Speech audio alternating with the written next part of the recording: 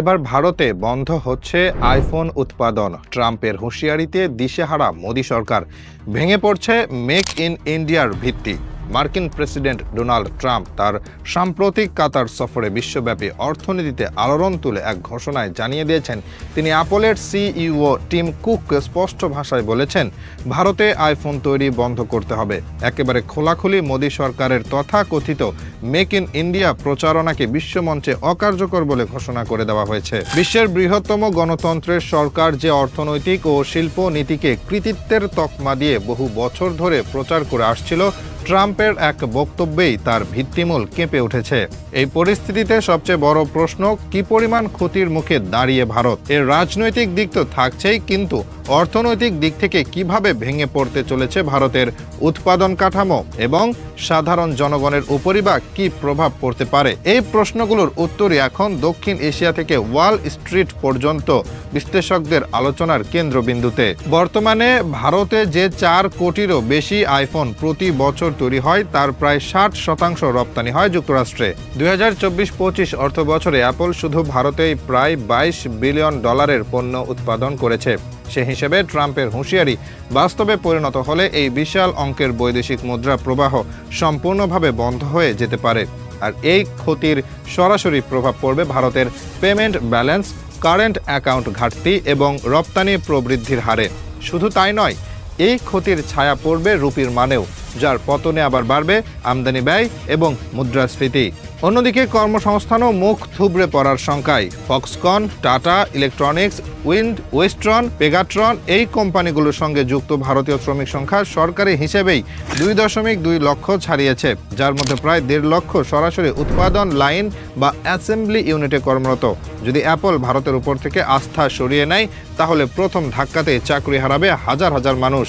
বিশেষত মহারাষ্ট্র, তামিলনাড়ু, কর্ণাটক, গুজরাটের মতো রাজ্যগুলোতে এই ইউনিটগুলো বেশি সক্রিয়।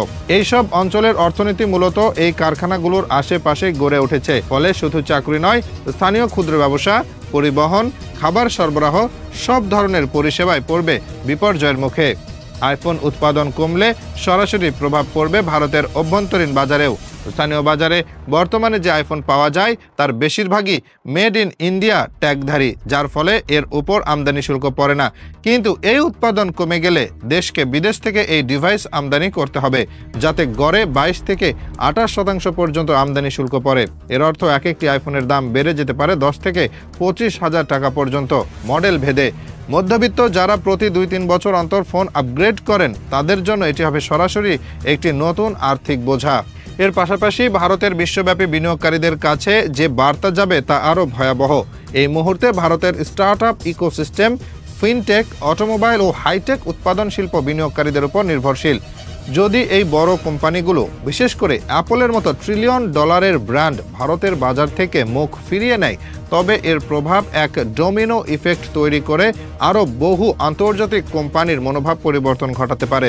অনেকে ইতিমধ্যে ভিয়েতনাম, মালয়েশিয়া বা ইন্দোনেশিয়ার দিকে ঝুঁকছে, যেখানে কর কাঠামো বেশি স্থিতিশীল, আমলাতান্ত্রিক জটিলতা কম আর রাজনৈতিক ঘোষণা অপ্রত্যাশিত নয়। অ্যাপলের মতো কোম্পানির প্রতি মোদি সরকার যে রাজনৈতিকভাবে অতি নির্ভরতা গড়ে তুলেছিল, এখন সেই সিদ্ধান্তই পরিণত হচ্ছে বুমেরাঙে।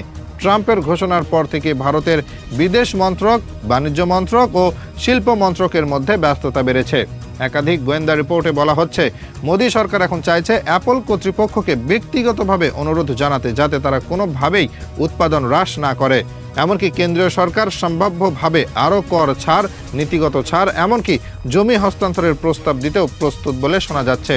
কিন্তু প্রশ্ন হচ্ছে, যখন একজন সম্ভাব্য মার্কিন প্রেসিডেন্ট স্পষ্ট ভাষায় ঘোষণা করেন যে তিনি চান না ভারত ভিত্তিক উৎপাদন চলুক, তখন একটি কোম্পানি কতটা রাজনৈতিক ঝুঁকি নিয়ে ভারতের মাটিতে থেকে যাবে? ট্রাম্পের আরও একটি বক্তব্য বিশেষভাবে গুরুত্বপূর্ণ। তিনি বলেছেন, ভারত নিজেদের দায়িত্ব নিতে পারবে, আমরা এ বিষয়ে আর আগ্রহী নই। এই মন্তব্যটি কেবল একটি কোম্পানির প্রসঙ্গে নয়, বরং এটি একটি পররাষ্ট্র নৈতিক নীতিগত অবস্থান। এবং এর মধ্য দিয়ে ট্রাম্প কার্যত ভারতকে জানিয়ে দিলেন, তাদের সঙ্গে যুক্তরাষ্ট্রের দীর্ঘমেয়াদী বিশ্বাসভিত্তিক বাণিজ্য সম্পর্ক আর টেকসই নয়। এই বাস্তবতায় ভারতের জনগণ সামনে যে পরিস্থিতির দিকে এগিয়ে যাচ্ছে তা অত্যন্ত জটিল। কর্মসংস্থান হারাবে লাখো মানুষ, স্থানীয় বাজারে বাড়বে মূল্যস্ফীতি এবং কমবে বিদেশি বিনিয়োগ। এইসব মিলিয়ে 2025-26 অর্থ বছরে ভারতের ক্ষতির পরিমাণ দাঁড়াতে পারে প্রায় $30 বিলিয়ন কাছাকাছি। এর ফলে কেন্দ্রীয় সরকারের রাজস্ব আদায়েও ধাক্কা আসবে, যা পুনরায় সামাজিক খাতের ব্যয় সংকোচন ডেকে আনবে। স্বাস্থ্য, শিক্ষা, রেশনিং, গৃহ নির্মাণ ইত্যাদি ক্ষেত্রে বরাদ্দ কমে যেতে পারে। অর্থাৎ একটিমাত্র আন্তর্জাতিক বার্তার প্রভাবে ভারতীয় অর্থনীতির নিচতলার মানুষের জীবনমানও সরাসরি ক্ষতিগ্রস্ত হতে চলেছে। ডোনাল্ড ট্রাম্পের বক্তব্যের পর শুধু আইফোন উৎপাদনে নয়, ভারতের সমগ্র বিদেশি বিনিয়োগ কাঠামোই এখন এক নতুন অনিশ্চয়তার মধ্যে পড়েছে। এই কূটনৈতিক ও অর্থনৈতিক চাপে মোদির রাজনৈতিক নেতৃত্ব কতটা ক্ষতিগ্রস্ত হতে পারে তা নিয়ে এখন শুরু হয়েছে বিশ্লেষণ, এবং এর মধ্যেই উঠে আসছে একটি গুরুত্বপূর্ণ প্রশ্ন: এই ব্যর্থতা কি ভারতের বাইরে কোনো রাষ্ট্রের লাভের সুযোগ তৈরি করতে পারে? মোদি যে আত্মনির্ভর ভারত এর ধারণা প্রচার করতেন, সেটির মূল ভিত্তিই ছিল বিদেশি বিনিয়োগ এনে দেশে উৎপাদনের পরিবেশ গড়ে তোলা।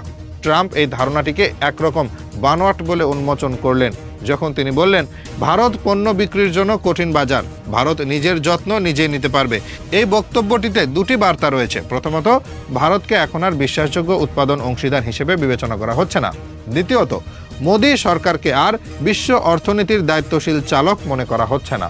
বিশ্লেষকদের মতে, মোদির নেতৃত্বে ভারতের আর্থিক পরিকল্পনা এক ধরনের আত্মপ্রচারণামূলক কাঠামোর উপর দাঁড়িয়ে আছে। Make in India, digital India, start up India এসব প্রকল্পের অনেকাংশই কেবল কাগজে কলমে বা মিডিয়া বিবৃতিতে থেকেছে। প্রকৃত কাজের জায়গায় নেই নীতিগত ধারাবাহিকতা, নেই দীর্ঘমেয়াদী প্রতিশ্রুতি বাস্তবায়নের কাঠামো। যখন অ্যাপলের মতো সংস্থা একসঙ্গে ট্যাক্স ছাড়, জমি অধিগ্রহণ এবং উৎপাদন এক্সপোর্টের সুবিধা নিয়ে কাজ করতে চায়, তখন তারা দেখতে পায় কেন্দ্র ও রাজ্য সরকারের পরস্পর বিরোধী নিয়মকানুন, অতিরিক্ত আমলাতান্ত্রিক প্রতিবন্ধকতা এবং চরম অনিশ্চয়তাপূর্ণ শুল্ক নীতি। এই ঘটনাগুলো একত্রে আন্তর্জাতিক বিনিয়োগকারীদের মনে ভারতের প্রতি যে আস্থা তৈরি হয়েছিল সেটিকে এখন খর্ব করছে। এটি কেবল অ্যাপলের ক্ষেত্রেই নয়, এটি গুগল, স্যামসাং, ইন্টেল, এমনকি স্টার্ট আপ ফান্ডিংয়ে কাজ করা সিলিকন ভ্যালির বিনিয়োগকারীদের মধ্যেও ছড়িয়ে পড়তে শুরু করেছে। কেউ বলছে 2024 সালের পর ভারতের নীতিগত ধারাবাহিকতা হারিয়ে গেছে, কেউ বলছে সামনে নির্বাচন ঘিরে সবকিছু এখন অনিশ্চিত। এই প্রেক্ষাপটে প্রধানমন্ত্রী মোদির উপর রাজনৈতিক চাপও বাড়ছে। তার বিরোধীরা ইতিমধ্যে প্রশ্ন তুলছেন, যে সরকার এত বছর ধরে বলেছে ভারতের প্রযুক্তিগত সাফল্য বিশ্বকে পথ দেখাবে, সেই সরকার এখন কিভাবে একজন মার্কিন নেতার বক্তব্যে নিজেদের গৃহস্থালী এলোমেলো হতে দিচ্ছে? এই চাপ আরও বাড়বে 2025 সালের মধ্যে নির্বাচনে, যেখানে বেকারত্ব, মূল্যস্ফীতি এবং বিনিয়োগ সংকট হবে প্রধান ইস্যু। এই সংকট যখন তৈরি হচ্ছে, ঠিক তখনই বাংলাদেশ এবং দক্ষিণ পূর্ব এশিয়ার কিছু দেশ এই অবস্থাকে সম্ভাবনায় রূপ দিতে শুরু করেছে। বাংলাদেশের রাজনৈতিক স্থিতিশীলতা, বৈদেশিক বিনিয়োগে কর সুবিধা এবং দক্ষ শ্রমশক্তি এখন বিদেশি কোম্পানিগুলোর কাছে আকর্ষণীয় বিকল্প হিসেবে দেখা দিচ্ছে। ভারত থেকে মুখ ফিরিয়ে বাংলাদেশকে আংশিক উৎপাদন কেন্দ্র হিসেবে বিবেচনা করতে পারে অ্যাপল বা স্যামসাংয়ের মতো কোম্পানিগুলো, যদি সরকার যথাযথ নীতি গ্রহণ করে। এর জন্য প্রয়োজন নিরবচ্ছিন্ন করছাড় সুবিধা, স্থিতিশীল আমদানি রপ্তানি নীতি, দ্রুত সিদ্ধান্ত গ্রহণের আমলাতান্ত্রিক কাঠামো, আন্তর্জাতিক মানসম্পন্ন electronics special economic zone. Bangladesh ইতিমধ্যেই চট্টগ্রাম, মিরসরাই এবং কক্সবাজার অঞ্চলে এমন SEZ গড়ে তোলার কাজ শুরু করেছে। এই অঞ্চলগুলোকে যদি আইফোন বা স্মার্ট ডিভাইস উৎপাদনের জন্য প্রস্তুত করা যায়, তাহলে এই অঞ্চল হতে পারে দক্ষিণ এশিয়ার নতুন প্রযুক্তি কেন্দ্র। এক্ষেত্রে বাংলাদেশের সামনে রয়েছে দুটি বড় সুবিধা: ভারতের তুলনায় শ্রমব্যয় অনেক কম এবং শিল্প স্থাপনের ক্ষেত্রে এখনও জায়গা রয়েছে। বিশ্বের বর্তমান অর্থনৈতিক ও রাজনৈতিক বাস্তবতা একথা স্পষ্ট হয়ে গেছে যে শুধুমাত্র বড় বাজার হলেই আস্থা পাওয়া যায় না। পাবলিক নীতির ধারাবাহিকতা, নেতৃত্বের বিশ্বাসযোগ্যতা এবং নীতি নির্ধারণের স্বচ্ছতা এখন বিনিয়োগকারীদের কাছে সবচেয়ে গুরুত্বপূর্ণ। আর এই জায়গাতে মোদি সরকার একাধিকবার ব্যর্থ হয়েছে। ট্রাম্পের মতো ব্যক্তি যখন প্রকাশ্যে অ্যাপলের মতো সংস্থাকে বলে দেন ভারতে তৈরি করো না, তখন সেটি শুধু একটি প্রতীকী বক্তব্য থাকে না, তা হয়ে ওঠে একটি রাজনৈতিক পরামর্শ। এই পরামর্শে যুক্তরাষ্ট্রের কংগ্রেস, ট্রেজারি ডিপার্টমেন্ট বা বাণিজ্যিক প্রতিষ্ঠানগুলোর প্রতিক্রিয়া তৈরি হয়। তার প্রভাবে তৈরি হয় নতুন বাজার কাঠামো। আর ভারত আজ সেই প্রভাবের আড়ালে এক ধরনের আর্থিক ও কূটনৈতিক নিঃস্ব অবস্থায় পৌঁছেছে। এই পথ বদলাতে না পারলে মেক ইন ইন্ডিয়া এ কথা হিসেবে ইতিহাসে থাকবে একটা সরকারের আত্মপ্রচারে ভরপুর স্লোগান, যার বাস্তব ভিত্তি ছিল না। ট্রাম্পের হুঁশিয়ারি সেটাই আজ পেরেক দিয়ে সিল করে দিল।